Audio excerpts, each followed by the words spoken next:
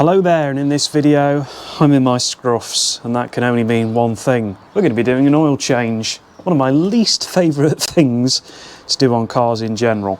But the oil change in VEP is well overdue. It's not actually had its oil changed, I think, since it was put back on the road by Kitch, I think in 2018. So it's okay in terms of mileage, but it's well overdue in terms of years. And because it's been a while, I'm actually going to treat this particular gear change, this particular oil change as a flush. So I've not gone too crazy, however, I've gone very French. We've got some Total Quartz 10W40 semi-synthetic, and that's what I'm going to be dropping in for now. And then I might throw something a bit nicer in after a few thousand miles once this oil has completed its flush. I've also bought a correct spec Perflux oil filter. Now I don't know if it's still the case, but certainly doing a bit of research on the forums back in the day, there was a suggestion that these have valves in them that help keep a bit of the oil pressure, which is why I've gone for a Perflux filter. And then I've decided, hopefully this is the right one, I'm going to treat it to a new sump plug. That's because the one that's currently on it, quite frankly, looks like it's had a good butchering. I'm hoping this is all going to go to plan because, of course, the last time I did an oil change in this garage, it went really well indeed.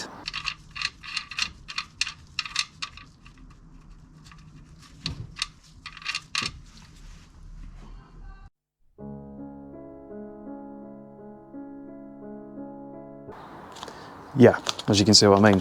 So, like I say, new sump plug, washers and seals. I don't think it's had a new seal at all. There's definitely a little bit of how can I put this, chassis lubrication going on underneath, which hopefully the new seal will sort out. So, the plan at the moment for this. Oh, hang on a minute, I've forgotten something to talk about, which is, yeah, okay, typical French. Although I think the French aren't alone in this. It's got I think it's an 8mm square sump plug adapter that I've got to pop out, and then I have bought some claws to remove the oil filter with. I'm hoping they'll do the job. The good thing about this, all of this on the BX, is actually it's all pretty accessible. In fact, you can, although the BX is currently all the way down on low, you could easily access the sump plug underneath the bumper even as it is, so that's not too bad. My plan with this is I'm going to drive the car forwards, I'm going to let it idle on the driveway for a while, ideally until the cooling fans kick in, and then I'll roll it back down here where it's dry and we'll change the oil, and I'll get filthy and swear and do all the things because, yeah, this is my least favourite job to do on a car. That said, given the reputation these things have got, I'm sure I'll have some new least favourite jobs to do on this car by the time I'm finished working on them. Anyway, enough waffling. I suppose I ought to get on with this, really. However, before I do get on with it, there is a couple of jobs I am going to do. Now, might seem obvious, but believe it or not, I've had this happen to me on a car before. It's always worth checking that you can do 2 key things, or in my case, I sometimes do 3 key things before doing an oil change. Now, I'll talk through 1 and 2. The last one I'm not going to do on this, and I'll explain why momentarily. But before you even touch the sump plug, it's worth checking you can actually get the oil filler cap off. I know that sounds ludicrous, but I've had a car before where I've drained the oil and then spent an hour trying to get the oil filler cap off. Now, this being a French car, things are daft and brittle. So you might notice this bizarre looking breather contraption-y thing here, and that is the oil filler cap. So I need to make sure I can get that off before I touch anything else, because if I can't, I'm not draining the oil in this car and it's going to go to a Citroen specialist. So I know this might sound obvious, but you'd be amazed the number of times I've had cars, particularly with these strange systems, where they don't want to free off. There we go. Alright, so that oil filler cap has come off, so we are good. We can actually top this up. I'm quite surprised actually. I expected to see like a mesh or something in there. Maybe that's on a later model year. But okay, so I should be able to do that. So the other little job I like to do before I try and do an oil change is just verify that I can actually get the sump plug undone. because again, as daft as it sounds, you don't really want to be doing it if you can't. So that's nice and loose, that's going to undo absolutely fine. I'm just going to nip that up ever so slightly. It's very crusty looking, I must say, that sump plug is. There we go. Right. So, oh, there we go. It looks like I will be able to get that out, so that's excellent news. So I think I've nicked it up just enough so it doesn't keep leaking. And then the very final thing I would do, again, what I'm going to do, I'll show you where the oil filter is, but I'm not going to do it. I'm not able to see the oil filter up there. Now, if this was a Volvo with a plastic oil filter housing, I would now put the oil filter tool on there and I would try and undo it before I did the oil service.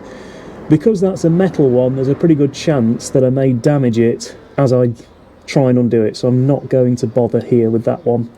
I'm just going to hope that the oil filter comes undone, basically. So, and I'll soon find out, because that'll be down to how tightly the last person who did the oil change on this did it up. You listening, Kitch? Anyway, enough of that. Let's get this car warmed up.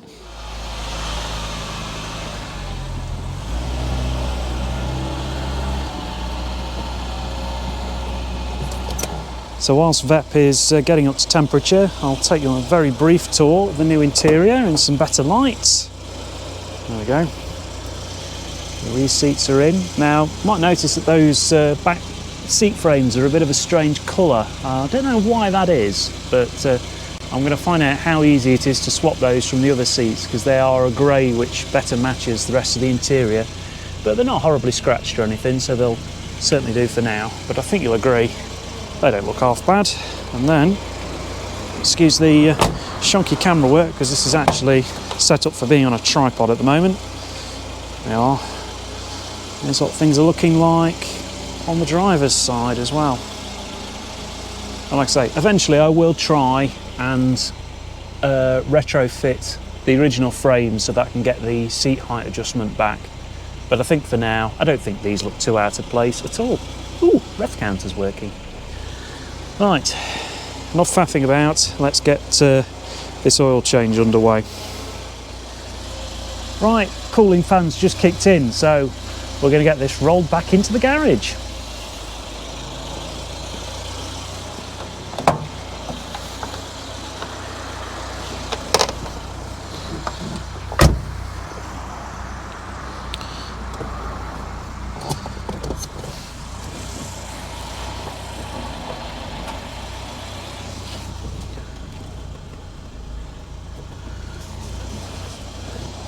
The other thing I'm going to do, of course, is I'm going to increase the ride height just to make this job a little bit simpler.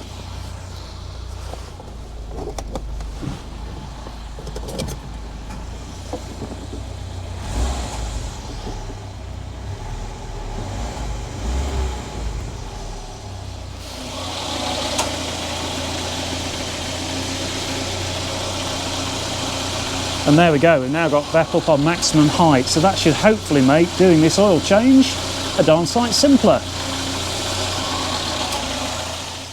Right, okay, let's get this oil drained out. Now I should point out, you might notice where I am, where my hands are, I would absolutely not under any circumstances do this underneath a BX, crawl underneath the BX in its entirety whilst doing this. But as I proved earlier on, I do have some access even with a car on ordinary settled height, so I'm not too concerned about where I am. But no, I certainly would not recommend crawling underneath any car just purely supported on where it sits in terms of its hydraulics. But as I know I can get this sump plug back in, even with it sat on the floor, I'm not too worried. I've literally only just done this just to help with the ride height, but just to help with the access a little bit whilst knocking this oil out, which is very, very warm.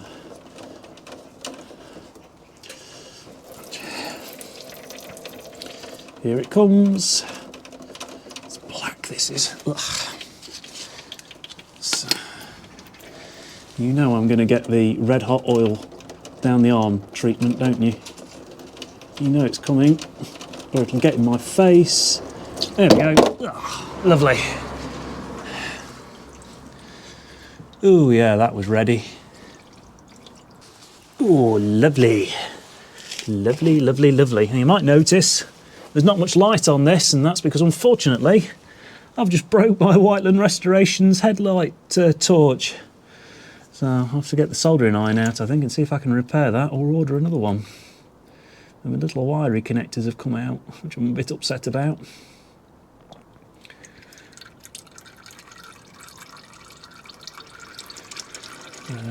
So let that finish draining for a moment. I might just see if I can find another light. I know, this is literally the most exciting content you've ever watched. You're watching oil draining into a container, whilst I try and find another light to work with. Right then, I think that's done just about all the dribbling it's going to do. So I'm going to throw my new sump plug on and hope that it fits and feels like it's the right thread. Soon find out. I'm certainly not going to force it. So I've got a new crush washer as well. And a nice shiny new sump plug. Unfortunately, that light that I've lovingly put in place to help you all see is now completely in my way. There we go. Let's see how that feels. That doesn't necessarily feel like it's the right thread to me. No, I don't think it is. I could be wrong. It's just... No, I think it's because nowadays it's because it's very strange. It's like the thread. It's like the thread for the sump plug floats inside. It's unusual. Yeah, it does. Okay, that's gone on fine. So let's just nip that up and crush that washer. When I can find my tool. Oh, bugger, I know where my tool is. My tool is in the oil. Marvellous. Right, let's go and dig that out first. Unfortunately, that light that I've lovingly put in place to help you all see is now completely in my way. There we go. Right, let's see how that feels. That doesn't necessarily feel like it's the right thread to me. No, I don't think it is. I could be wrong. It's just... No, I think it's because nowadays it's because it's very strange. It's like the thread. It's like the thread for the sump plug floats inside. It's unusual. Yeah, it does. Okay, that's gone on fine. So let's just nip that up and crush that washer. When I can find my tool. Oh, bugger, I know where my tool is. My tool is in the oil. Marvellous. Right, let's go and dig that out first. I can get this out of the... out of there. Find where my tool's gone inside the oil.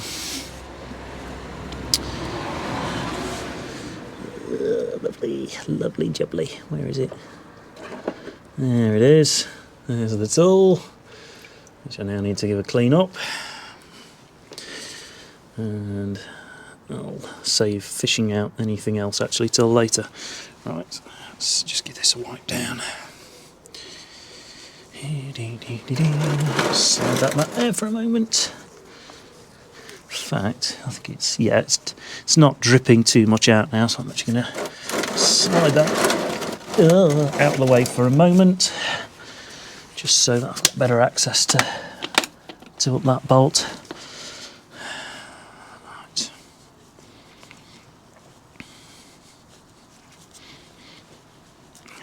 Right. Just brake clean my gloves for a second because they are covered in engine oil now and very slippery. Ooh, that's cold. Let's get this all wiped down. It's a well lubricated socket, that is. Right, let's set that for Titan, which it is.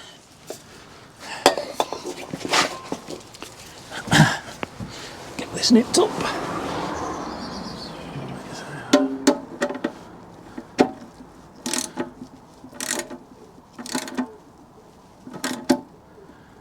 Go. The general rule with these is not too tight at all. That's why you'll notice when I'm tightening it from the least position of leverage. So as long as that washer is crushed, which it appears to be, then I think we should be good. So I'm going to give that a good spray down now.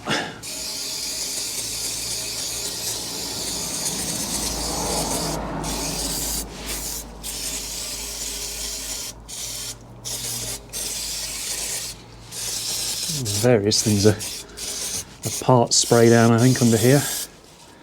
I just want to make sure I've got that nice and clear of any oil contamination, so that I know I'm not leaking anything. I'm going to spray that there as well.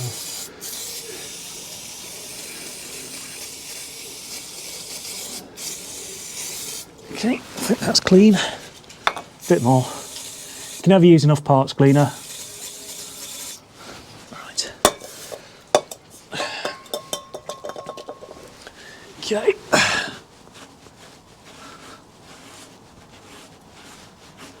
There we go, that's nice and dry, so hopefully if that decides to weep, I should know about it quite quickly. Speaking of weeping, it looks like I've got... Oh, it's a leak on the low pressure return on the accumulator. All the leaks on this car at the moment that I can see seem to be on the low pressure side. I don't know how normal that is for these. Right, okay, I'm happy enough with that. Let's try and get you in position now so that you can film me making a mess of getting this oil filter out. Okay, that's probably about as good a view as you're going to get, I think, of the oil filter coming off. So here goes nothing with this. And what might happen is, because of where you are, I might actually cover the GoPro in oil. So this might backfire on me. Just bear with me a second, actually. I'm just going to... I need to reposition this oil tray so that it's sort of in the right place. There we go. Yeah, I have a horrible feeling this may well result in GoPro getting covered in oil, but we'll soon find out. To be fair, if it's GoPro that gets covered in oil and not me, it's not necessarily a bad thing. You know, I've never tried these jaws before, so I don't know how well they're going to work. And I don't know how tight this oil filter is going to be. So bear with me, folks. This could be either hard work or it could come off quite easily. Right, I think it's going to dribble down there. Actually, I've got the drip pan in the wrong place. So on the basis that it's going to run down the bodywork, I'm going to put the drip pan around there. Hopefully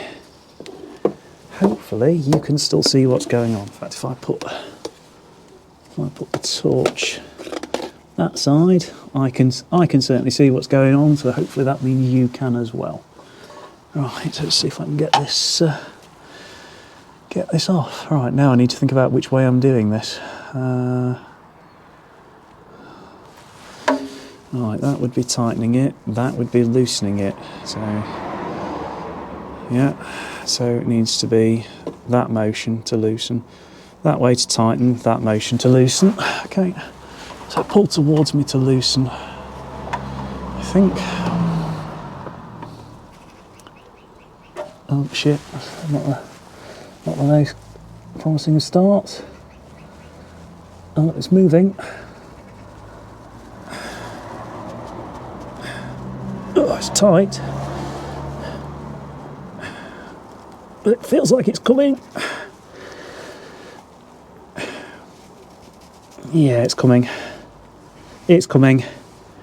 Oh, it's coming. Thank God for that. It's now hand tight, so that wasn't overly tightened, which is good news, because that was the one thing I was worried about. Right, let's see if I now destroy this GoPro with engine oil, which is always a possibility. Oh, there we go. Oh, I'll try and follow the plan, which is to let it dribble down there and into the sump pan, and hopefully not all over the GoPro. Right, now I do think this is probably going to get very messy in a moment. Increasing the flow again a bit more. Oh, actually, it feels like it may have finished expelling oil. You just know it hasn't finished expelling oil, don't you? You just know there's a huge gulp of it waiting to explode out all over me as I pull it down and over the top of the GoPro. I can feel it. I can feel it in my bones. I can. Yep, told you. It was just trying to lull me into a false sense of security. Uh-oh, you're being dripped on. Still, it's not like I've got an expensive media mount or anything on it, is there? Ooh. Ooh, there we go. I think I completed that without any camera casualties. That's a small miracle. Right, let's get that cleaned up and then we'll get another get the other oil filter straight on there, I think. Just give this a quick spray down from above. I can do that now without worrying about getting the GoPro and anything else soaked. Just clean all the crud out from around there. Okay, that should be all the crud cleared off. And then, just in case of getting my shiny new oil filter in place. So I've got a plastic seal on it. I suppose I ought to make sure this is actually the same one as the one that's come off. Where is it? Let's have a look. Both of them are LS867B. Yeah, although weirdly they do look slightly different. That's interesting. Both Perflux filters, both with the same model number on, but look at that. Different number of holes in the filter housing. Interesting. Obviously we need a little bit of oil to lubricate the seal before it goes back on. You never put it on with a dry seal. The seals have been lubed and now I'll see if I can finagle this down there. Maybe this would be easier to do from underneath. Yeah, I think it is. Yeah, it's loads easier to do from underneath. I don't know why I thought about doing it up there, to be honest with you. I've got slightly oily fingers at the moment, so I might just spray my gloves down. Ugh. Oh, brake clean in the face. Nice.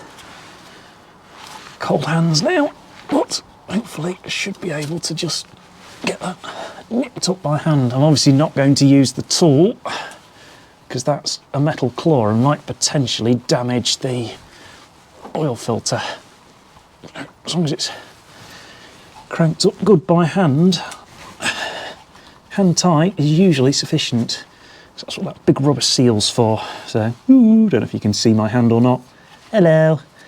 Right, oil filter is on and in place, so let's get some oil in this thing. Incidentally, you might notice a little trick I've done here. Whenever I'm doing an oil change on a car that's got a dipstick, I always leave the dipstick pointing outwards. It's actually a little trick that I picked up from watching a YouTube channel called Rainman. And the idea behind that is, if that's up, it's telling you there's no oil in this engine, do not start it. Now, although I'm unlikely to be distracted by working on multiple projects at home, I still think it's a good idea and a good practice to do, which is why I've adopted it when doing changes.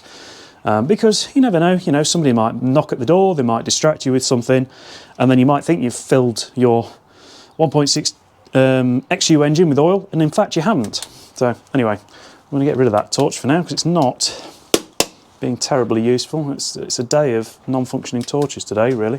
And what I'm going to do instead, I'll sort of leave it on, I think, is start filling this engine with some oil. Now, it's quite a greedy boy, this 1.6 litre petrol engine. I was quite surprised at how much oil it takes. I think it's 5.5 litres, so that's almost as much oil as my 2.5 litre turbo Volvo V70. In fact, I think it might even be about the same, because it's normally a 6 litre oil change kit that you need for one of those.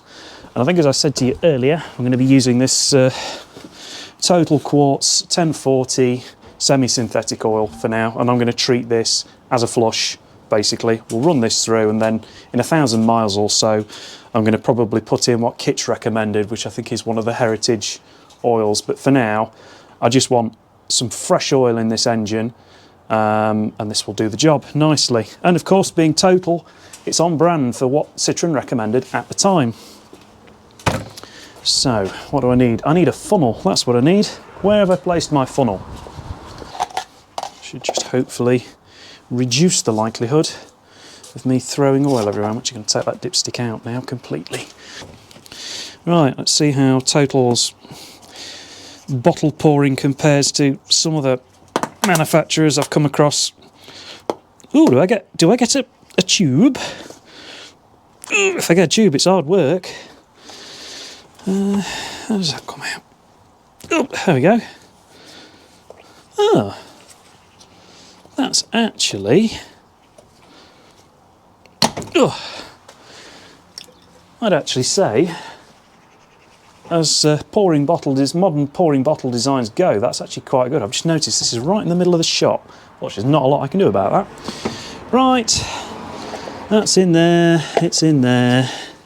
Pour away. So there's 5 litres in here, and I'm pretty certain it's going to take all of it.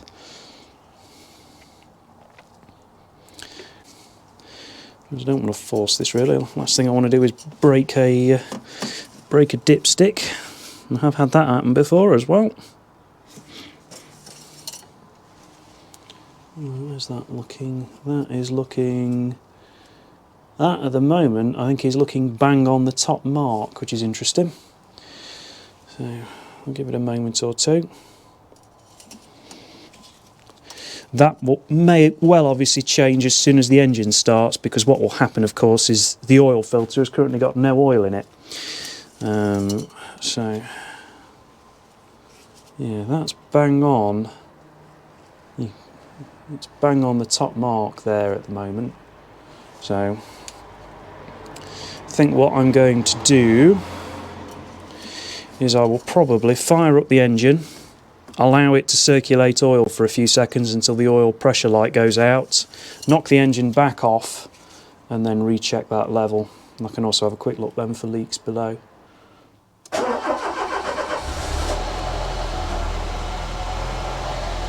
Okay, oil pressure light's gone out.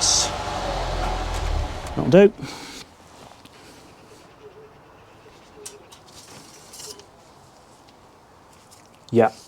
Yeah, so now I've started it and run it, it's gone from being right at the top there to right down there on the dipstick, so there's definitely more oil to put in.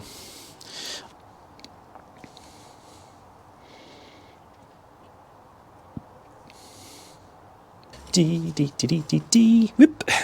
I feel so much better knowing this has been changed.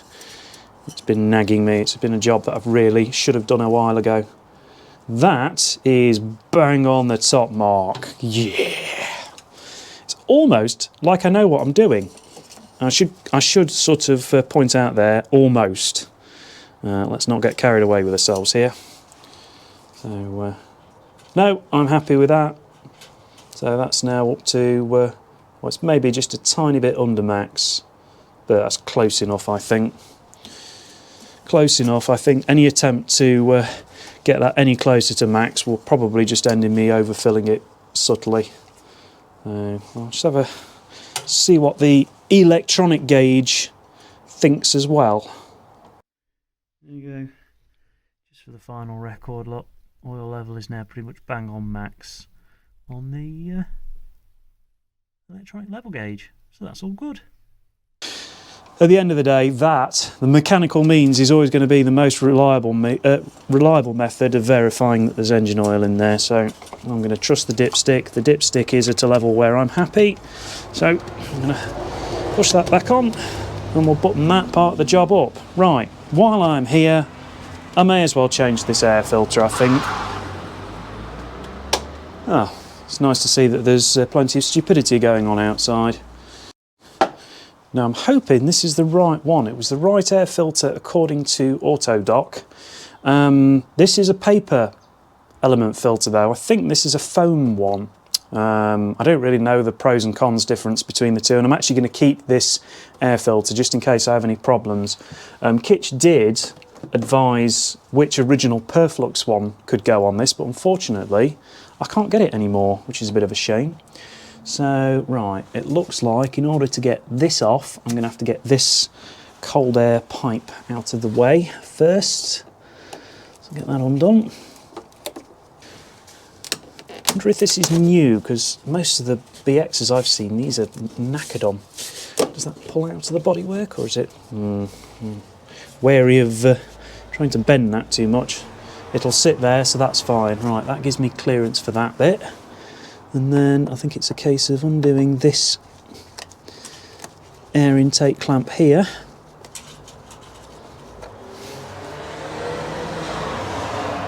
Yeah, they're all driving like twats today. It's one of the reasons I'm thinking about moving away from where I am, to be honest with you. I know people grumble and say, oh, it can be a problem anywhere, but it's legitimately. In fact, do I need to take that off? Or will that just... Maybe I do, maybe I do, maybe I don't know. Oh, I'll tell you what I do need to do. I need to make sure that that isn't in a position where it's rubbing against the... That's very French, isn't it? I've just noticed if you put the dipstick in the wrong way round, or in a certain direction, it will rub against the air intake pipe. That's typically French, isn't it? That said, I didn't want to fit any other way. Let's see if that... Yeah, that's better. It's not rubbing against there anymore.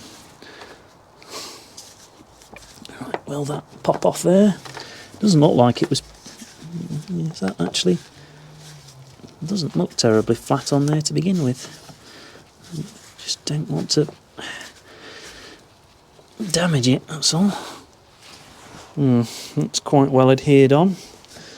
This is where people will be going, no, don't do it that way, you'll ruin it. I mean, it's only a part for a 40-year-old French car. It can't be hard to find, right? There you go. It's sort of breaking loose. I'm sure anybody that actually services these regularly will be just shaking their head at me now, going, there's a far easier way to do this. I actually wonder whether it'd just be easier just to lift undo the clamp on top of the carb.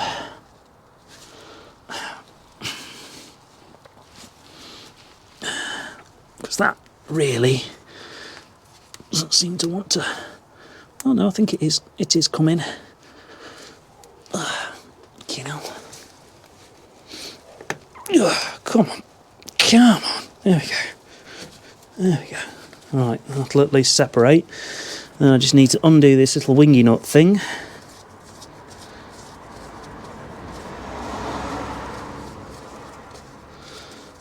And obviously try not to lose it. And then I think this just lifts off.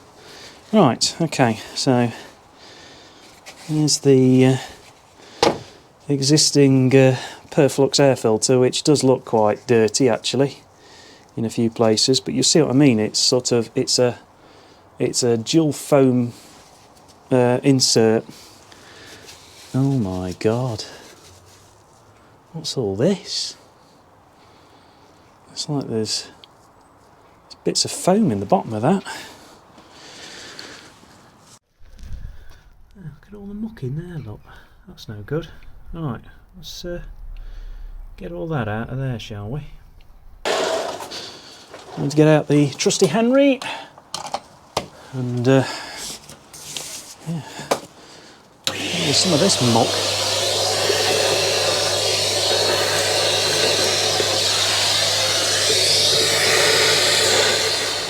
Right, let's unbox this. Let's compare it from a dimensions point of view with the old one. Maybe the old one's a tiny bit further out, but crucially the internal circumference looks pretty much identical, as does the height. So I don't know whether this was the more common type of air filter back in the day. I mean, you can see it's even rusting there, look, so it was ready to be changed. I don't know whether this was the more common type of air filter back in the day for these cars, and obviously now most cars have paper filters. I have thought about buying a K&N one that's cleanable, which I might do at some point. But I'm going to keep hold of this just in case for any reason this paper type of air filter restricts performance in any way. It shouldn't do, but to be fair, I think keeping the engine filtrated is also quite important, really. Slide this awkward sod over this. I seem to remember when I took that off the first time it was a pain. Oh, it's actually been easy this time.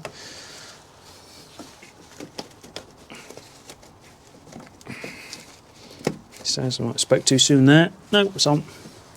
Quite clever actually. There's actually a little sensor and a little valve inside the blocks. You can see there's two cardboard tubes. The one that runs from the exhaust manifold and one that runs to this cold air tube that goes to the outside of the car. And there's actually a little flap and valve inside there and a little sensor inside there which dictates which way that flap goes. Which I think is actually quite clever for 1980s tech, really. I mean, there was a lot of clever stuff on the BX for its day, I think. Right, I think that's all together. So we'll drop it back down to normal ride height, and then I'm going to run it for a couple of minutes just in the garage, just to make sure that there's no problems, I think. Let's get the ride height back to normal.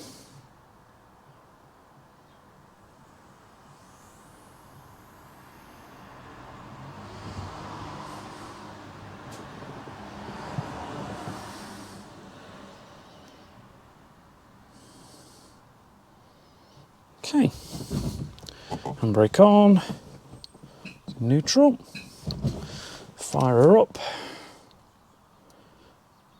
Yeah, oil level now says max, so that's good.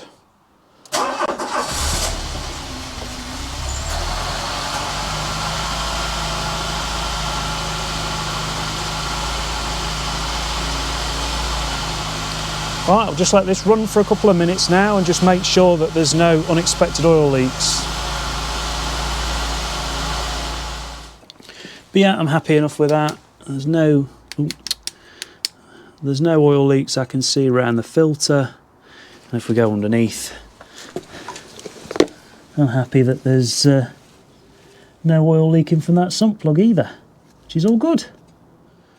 Right, okay, it's time for the fun final stage, which is just dealing with this old engine oil.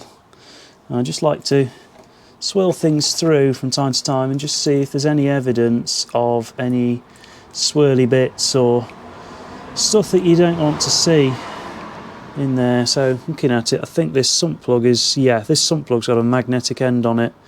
So there's a little bit of sludge off the end of that. I don't know if the new sump plug I've bought's actually got a magnetic end on, so that might actually be a little bit of a downgrade there, but we'll see. I can always upgrade it to another one in the future. It is, yeah, I mean this sump plug's been yanked on at some point in the past because it's completely distorted on the outside. It almost looks like somebody's hammered a socket over the top of it, because it's got almost a socket shape on it. So yeah, I think replacing that was the right thing to do. So yeah, I'm just going to get this decanted now into some suitable containers, and then obviously it'll get disposed of properly down the tip. Yes, your local recycling centres should be able to help you out there if you need to do anything like that with engine oil. I'm just going to see if I can. I don't think having a tube sticking out there is necessarily going to help my case here. And then we'll see if there's any worrying sparklies in the bottom of it.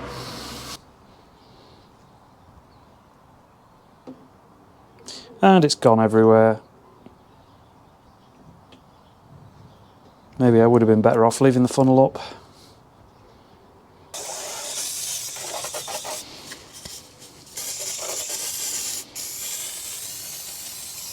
Another! There we go. Anyway, I hope you've enjoyed this little VEP prep video. Please do consider liking and subscribing before you go. I've actually set myself the goal to try and get to 1,000 this year. At the time of recording, I think I'm hovering somewhere around the 600 mark, so it'd be nice to just get it up a little bit further. And I'll see you in another one where we'll probably either be continuing to try and sort out how I'm going to get that rear bench seat to sit properly, or tackling these bumpers, because that's going to need doing sooner or later as well. Anyway, thank you very much for watching, and I'll see you again. Cheerio!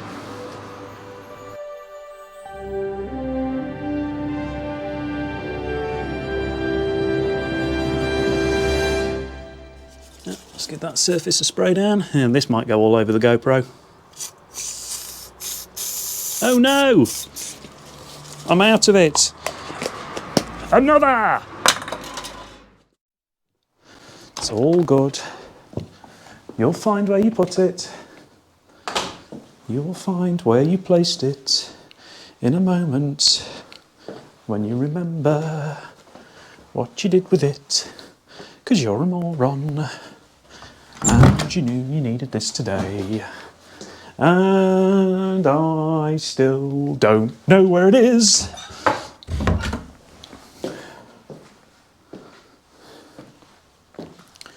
Remain calm. Do not get cross with yourself. You will find it. You will find it.